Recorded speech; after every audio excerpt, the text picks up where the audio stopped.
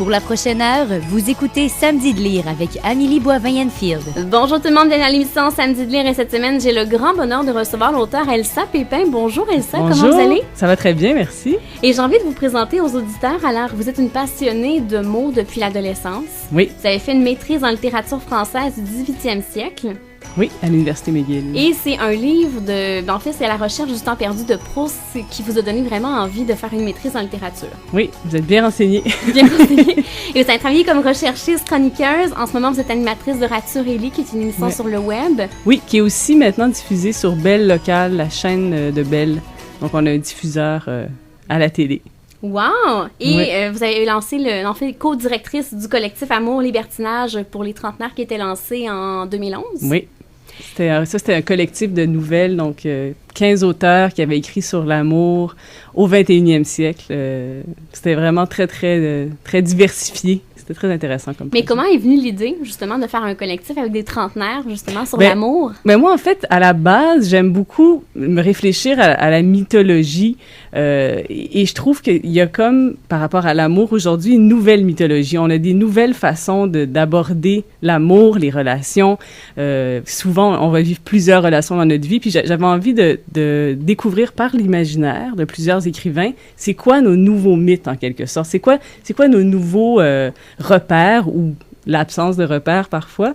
Donc, c'était vraiment, au lieu de faire un essai sur la difficulté des trentenaires à être en couple, par exemple, je me disais, voyageons à travers l'imaginaire d'écrivains.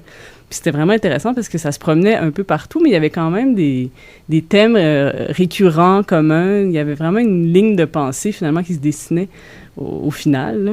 Et on a connu il y a quelques mois un recueil de 13 nouvelles quand j'étais à l'Amérique. Oui. Comment est venue l'idée, la décision dans votre tête de se lancer dans l'écriture après toutes ces années-là dans le domaine de la littérature? Oui, mais en fait, j'écris depuis assez longtemps, depuis peut-être une quinzaine d'années, mais plus sérieusement depuis 10 ans. Je travaille sur des romans, 2 romans qui sont en chantier, qui sont rendus à la 3e, 4e version. Je suis pas encore satisfaite. Et là, j'avais envie d'aller vers du neuf. J'avais comme besoin de prendre un arrêt, puis d'écrire des nouvelles histoires, puis j'avais vraiment comme une énergie de création, de raconter toutes sortes d'histoires qui me rapprochent de moi. Parce que mes romans sont des romans qui sont avec des personnages très fictifs, très loin de moi. Puis là, c'est pas autobiographique, mais c'est un recueil de nouvelles qui est proche de moi, qui est d'expériences que j'ai vécues ou de gens autour de moi qui ont vécu puis que j'avais envie de raconter. Puis c'est drôle parce que quand j'ai commencé à écrire, c'est vraiment sorti assez rapidement, là, toutes sortes d'histoires. Puis à chaque fois, de raconter des nouvelles, ce qui est le fun, c'est de pouvoir changer d'univers, changer de personnage, de se promener. Il y a comme une liberté dans la création de nouvelles qui m'a inspirée. C'est plus difficile d'écrire une nouvelle que d'écrire un roman? Non, je pense que c'est différent. C'est vraiment différent. Je pense qu'il y a comme un travail par rapport aux peu de pages que généralement, une nouvelle, c'est peu de pages, mais le travail qu'il faut mettre justement dans la précision de chaque mot, de chaque phrase, parce qu'il y en a peu. C'est un travail peut-être plus d'orfèvrerie. Le roman, je pense que ça doit l'être aussi, mais c'est sûr que c'est un plus long souffle. Donc, moi, je trouve ça difficile, le roman, en ce moment, parce que justement, ça fait longtemps que j'écris un roman et dans le temps, moi, j'ai changé, mon écriture a changé. Donc, c'est comme si mon roman doit me suivre aussi dans mon évolution. Tandis que là, ce que j'aimais de la nouvelle, c'était que en 1 semaine, 2 semaines, je pouvais compléter une histoire. Puis c'était vraiment moi, l'écrivain, à cette période-là de ma vie, qui écrivait cette histoire-là. Tandis que le roman, il faut qu'il nous suive. Hein, donc, c'est ça, c'est de la difficulté, je pense. Et le recueil a été écrit, je crois, en 6 mois? Oui, en fait, c'est beaucoup d'histoires... c'est-à-dire, c'est beaucoup de choses que j'ai méditées longtemps. C'est beaucoup d'histoires ou de personnages qui ont mûri dans des notes que j'ai prises au fil des années. Mais l'écriture en soi du recueil, c'est écrit assez rapidement. Et c'est écrit pendant votre grossesse? Oui. Et je pense que c'est aussi...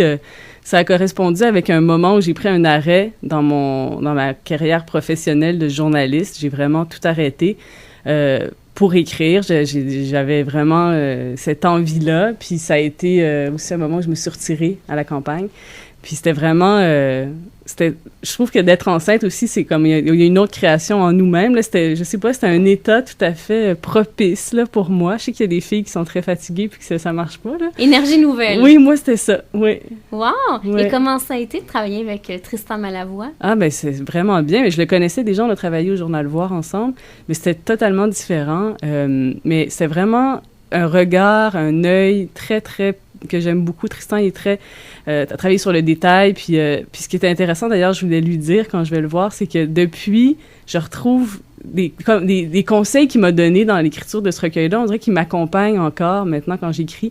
Tu sais, des choses que j'ai découvertes avec lui sur comment écrire, des problèmes de mon écriture ou comment aborder certains thèmes, certains personnages qui me suivent encore. Donc, il a vraiment été inspirant. Ça a vraiment été très agréable de travailler avec lui.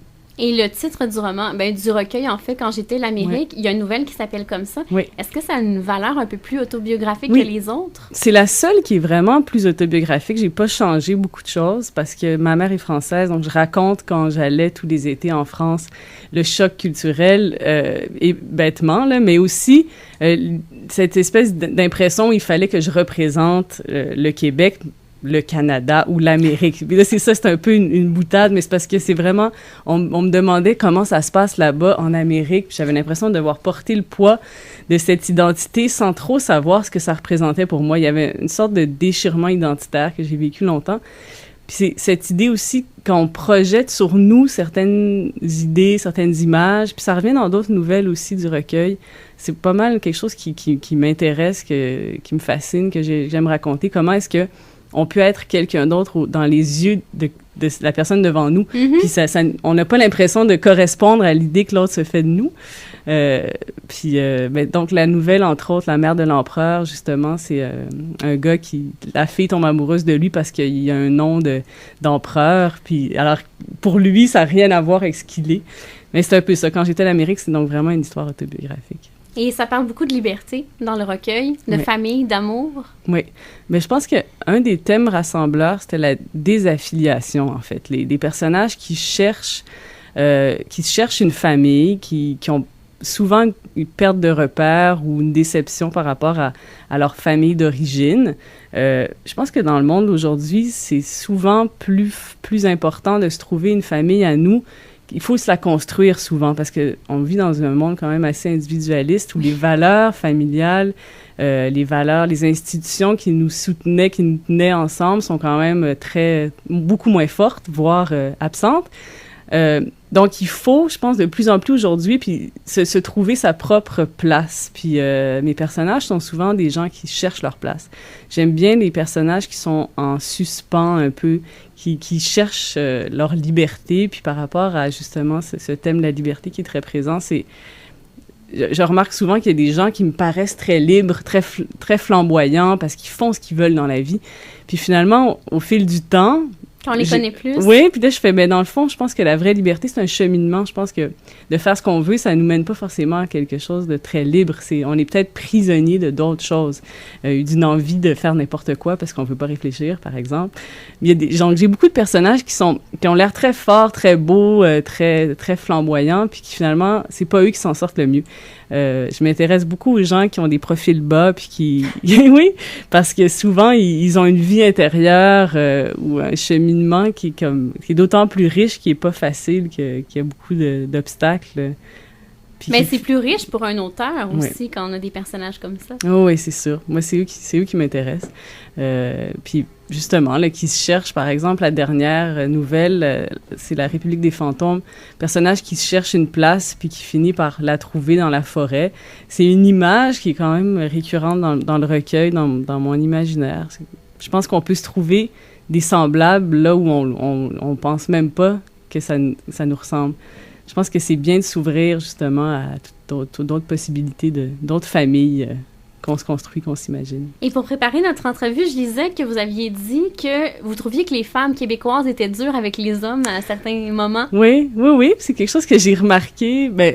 Je pense qu'on a quand même un féminisme assez fort assez comparé fort. À la France. Oui, par exemple, par rapport à l'Europe. Puis je trouve qu'il y a des femmes qui sont dures par rapport à ce qu'elles demandent, ce qu'elles cherchent chez les hommes aujourd'hui, qui doivent être un peu tout et rien à la fois.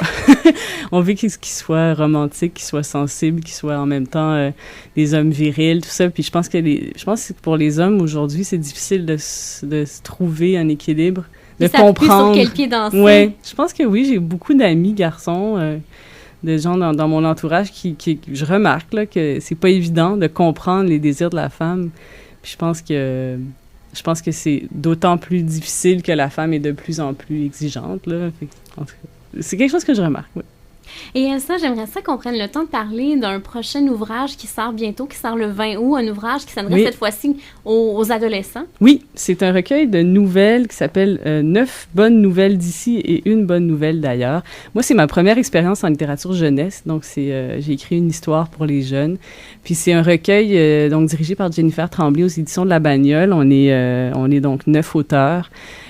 Puis je pense que c'est vraiment intéressant parce que ça donne 9 univers très différents encore. Je les ai pas tous lus, mais j'ai vraiment hâte. Parce que c'est ça, c'est 9 auteurs québécois et une auteure haïtienne. Oui, c'est ça. Et l'objectif, c'était de parler un peu, je pense, de notre milieu, de notre pays. Moi, ça se passe à Montréal. Il y en a ça se passe en région, tout ça. Mais moi, ma nouvelle porte surtout sur un bris d'amitié, là, une relation d'amitié très forte qui va un jour se briser. La personne s'enfuit, disparaît, un peu comme les chats qui disparaissent en silence. C'est le titre, les chats disparaissent en silence. OK. Oui. Et est-ce que vous vous êtes réunis tous ensemble, les auteurs, pour écrire le collectif? Non, c'est vraiment... mais c'est souvent comme ça, les collectifs d'auteurs. C'est le directeur de collection qui nous aborde. On travaille avec cette personne-là. Puis après, on va se rencontrer au lancement, finalement. En fait, qu'à ce moment-là, dans le cas de Jennifer Tremblay, elle s'est assurée que les nouvelles n'allaient pas se ressembler. Là. Oui, j'imagine. J'ai pas entendu parler de s'il y avait des recoupements, là, mais... Mais on a hâte de lire ça. Oui. Et Elsa, si tu me permets, on va s'arrêter et on se reparle dans les prochains instants. Oui. Je veux parler des 2 prochains romans qu'on attend avec impatience. Parfait.